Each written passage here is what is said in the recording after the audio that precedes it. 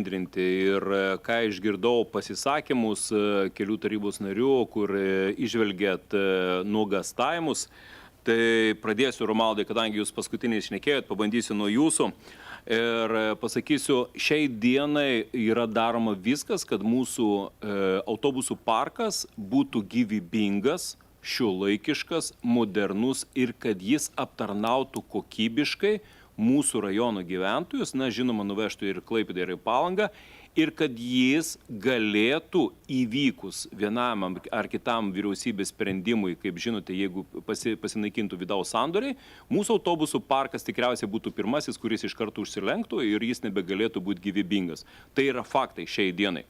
Šiai dienai ar tenkina mūsų autobusų parko kokybė teikiamos paslaugos, ar tikrai mūsų rajono gyventojai visi gali atvažiuoti taip, kaip jiems būtų naudinga, tai atsakymas yra vienareikšmiškai ne.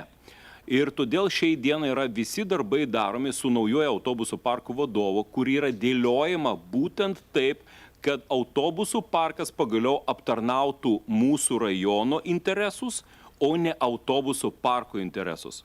Šiai dienai apie ką kalbu? Šiai dienai, kaip pavyzdys, kiek jūs esate matę, kad maži autobusėliai važiuotų po miestą ir aptarnautų patogiai mūsų keleivius. Jo tokio galima sakyti kaip ir nėra. Jie yra pritaikyti prie kelių rytmetinių, dienos metu mokinių pavežimas, na ir vakare iš darbo pavežimą. Bet patogumo gyventojų atvažiuoti iš vieno ar kito galo, kad jis važiuotų pastoviai, nėra. Suformuota yra užduotis autobusų parko vadovams, kad jie suformuotų taip, kad būtų elektrinis autobusėlis, ekologiškas, važinėtų po miestą. Kodėl buvo užsiminta apie, sakysim, ridos sumažinimą? Šiai dienai autobusų parko yra suformuota užduotis sumažinti savo ridą iki 1 milijono. Ką tai reiškia? Tai reiškia, šiai dienai mūsų autobusų parko maršrutai labai daug kur dengia vienas kitą.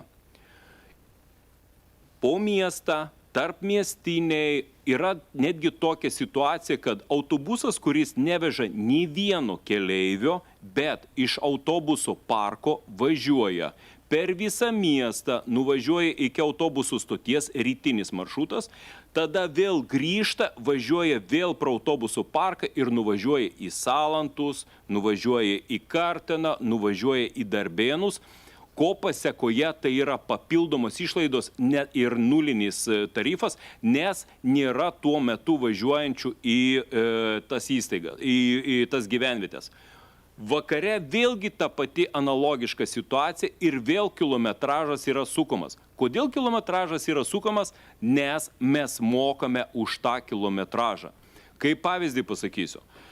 Šilutės rajonas yra žymiai didesnis, daugiau gyventojų, teritorija 1600 su keliais kvadratiniais kilometrais, beveik galima sakyti dvigubai didesnis už Kretingos rajoną, tačiau jų rida yra iki 1 milijono, žymiai mažesnė. Toliau, šiai dienai į Palangą mūsų autobusai važiuoja, nepatikėsit, 24 kartus dienos metu, plus dar pravažiuojantis 3 yra kitų rajonų maršrutai. Tai vadinasi 27 maršrutai į Palangą ir atgal. Užduotis yra suformuota, kad tų maršrutų būtų 15. Jie bus pritaikyti, jau aš datas mačiau, jie yra pritaikyti prie pagrindinių nuvažiavimų į darbą, mokiniams parvažiavimo iš mokyklos ir vakare parvažiavimas į darbą. Ir yra tarpiniai važiavimai dienos metu, kas valandą pusantros. Klaipėdos maršrutai analogiška situacija. 18 kartų į Klaipėdą važiavom, plus 3 tarpmiestiniai, kurie pravažiuoja pro mūsų rajoną ir važiuoja į Klaipėdą, ir dar buvo Klaipėdos keleivinis transportas dar 7 kartai. Ko pasekoje visi maršrutai yra nuostolingi. Šiai dienai vėlgi yra suformuota tokia pat analogiška situacija, kad važiuotų 15 kartu su kitų rajono autobusais, vėlgi pritaikyta, kad būtų patogu gyventiems nuvažiuoti darbus ir grįžti iš darbų ir, žinoma, pritaikyta prie mokinių judėjimo. Toliau, kas yra padaryta. Šiai dienai jau šnekam su Klaipėdos rajono savivaldybė, kad mums iš dalies kompensuotų mūsų netiesioginės išlaidas, kurias mes patiriame važiuodami į Klaipėdą, kad jie dengtų atstumą per Klaipėdos rajoną ir šnekame su Klaipėdos miestu. Būtent nes mes atvežam keleivius. Toks yra. Tokia pat analogiška situacija dėrybos bus ir su Palanga, nes irgi mes aptarnaujam Palangos savivaldybę, kad vėlgi mums prisidėtų. Ko pasekoje tą įvykdžius, mes turėtumėm, pagal rydą, kurią mes mokame, mes turėtume sumažinti apie 500 000 savivaldybės lėšų, kurias mes galėtumėm investuoti į transportą, į darbuotojų atlyginimus ir pagaliau paleisti maršrutus, kurie važinėtų po miestą patogių gyventojams momentų, kas pusę valandos, kas suktų ratai po miestą ir tokiu būdu, kaip sakoma, būtų tikrai patogu.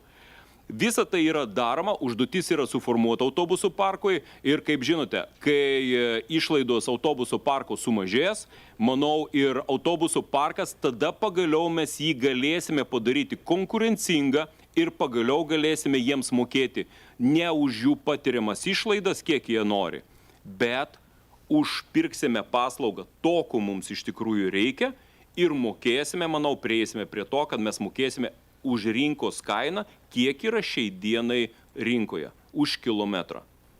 Tokia vizija yra ir taip turėtų būti, nes šiai dienai mes jau mokame mūsų autobusų parkui daugiau, negu yra rinkoje. Tai yra neneutrali situacija. Tai tokie žingsniai yra planuojami